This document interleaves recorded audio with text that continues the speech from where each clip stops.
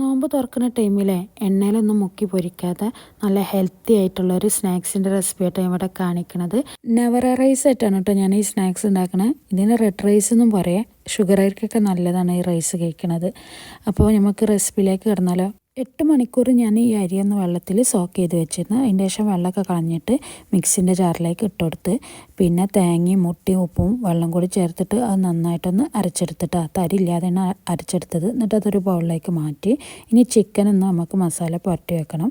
ഇഞ്ചി വെളുത്തുള്ളി പേസ്റ്റ്, മുളക് പൊടി, മഞ്ഞൾപ്പൊടി, ഗരം മസാലപ്പൊടി, കുരുമുളക് പൊടി, കുറച്ച് വിനെഗറും ആവശ്യത്തിനുള്ള ഉപ്പും കൂടി ചേർത്തിട്ട് നന്നായിട്ടൊന്ന് കുഴച്ചെടുത്ത് എന്നിട്ട് ഞാനതൊന്ന് എയർ ഫ്രയറിലൊന്ന് ഫ്രൈ ചെയ്തെടുത്തിട്ടാണ്. നോർമലായിട്ട് നമുക്കിത് വേണമെങ്കിൽ വെളിച്ചെണ്ണയിൽ ഫ്രൈ ചെയ്തെടുക്കാവുന്നുള്ളൂ കേട്ടോ. ഞാൻ പിന്നെ എയർ ഫ്രയറിൽ വെച്ചെന്നുള്ളൂ.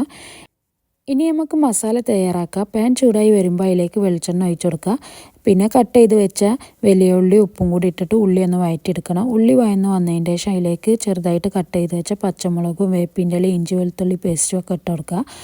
ഇനി ഇതെല്ലാം കൂടി ഒന്ന് വഴറ്റിയെടുത്തതിന് ശേഷം ഇതിലേക്ക് പൊടി ഐറ്റംസ് ആയിട്ട് കുറച്ച് മുളക് പൊടി, മഞ്ഞൾപ്പൊടി, ഗരം മസാലപ്പൊടി, കുരുമുളക് പൊടിയൊക്കെ ഇട്ടിട്ട് അതിൻ്റെ പച്ചമണം മാറുന്ന വരെ അതൊന്ന് വഴറ്റി കൊടുക്കണം. പിന്നെ നമ്മൾ നേരത്തെ ചെറുതായിട്ട് കട്ട് ചെയ്ത് വെച്ച ചിക്കൻ ഉണ്ടല്ലോ ഫ്രൈ ചെയ്തത്, അതും കൂടി ഇട്ട് കൊടുക്കുക.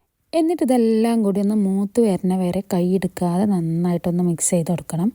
പിന്നെ ഇതിലേക്ക് ചെറുതായിട്ട് കട്ട് ചെയ്ത് വെച്ച മല്ലിയിലയും കൂടി ചേർത്ത് കൊടുക്കുക. ഇപ്പോൾ നമ്മൾ മസാല ഇവിടെ റെഡി ആയിക്കണേ. ഇനിയാണ് നമ്മളെ പരിപാടി ഇവിടെ സ്റ്റാർട്ട് ചെയ്യേണ്ടത്. നമ്മൾ നേരത്തെ അരി അരച്ച് വെച്ചില്ലേ, ആ മാവൊന്ന് ലൂസാക്കി എടുക്കണം. കുറച്ചും കൂടി വെള്ളം ഒഴിച്ചിട്ട് അതൊന്ന് ലൂസാക്കി എടുക്കുക. ഇനി ഇതൊന്ന് സ്റ്റീം ചെയ്തെടുക്കണം. അപ്പോൾ സ്റ്റീമറിലേക്ക് ഞാനൊരു പാത്രം ഇറക്കി വെച്ചു. അതിലേക്ക് ഞാൻ ബട്ടർ പേപ്പറും കൂടി വെച്ച് കൊടുത്തിക്കണം കേട്ടോ. ഇല്ലെങ്കിൽ കുഴപ്പമൊന്നുമില്ല. പിന്നെ കുറച്ച് നെയ്യും കൂടി തേച്ച് കൊടുത്തതിൻ്റെ ശേഷം ഫസ്റ്റ് ലെയർ ഈ മാവ് ഒഴിച്ചു കൊടുക്കുക. എന്നിട്ടൊരു 5 മിനിറ്റ് മൂടി വെച്ചതിൻ്റെ ശേഷം ഇതിലേക്ക് ചിക്കൻ്റെ ഈ മിക്സ് ഉണ്ടല്ലോ അതും കൂടി ഇട്ട് കൊടുക്കുക. ഇങ്ങനെ ഒരു 3-4 ലെയർ നമുക്ക് ചെയ്തെടുക്കുക. ലാസ്റ്റ് ഇതിലേക്ക് കുറച്ച് നെയ്യും കൂടി ഒഴിച്ചു കൊടുക്കുക. ഇനി ഇത് ലോ ഫ്ലെയിമിൽ വേണം കുക്ക് ചെയ്തെടുക്കാൻ കേട്ടോ. ഇടയ്ക്ക് എന്തെങ്കിലും വെച്ചിട്ട് നമുക്ക് ഇതേപോലെ ഒന്ന് കുത്തി നോക്കണം, ഇത് കുക്കായിക്കണോ എന്ന് അറിയാൻ വേണ്ടിയിട്ടാണ്. ഇപ്പം നമ്മൾ ഐറ്റം ഇവിടെ റെഡി ആയിക്കണേ.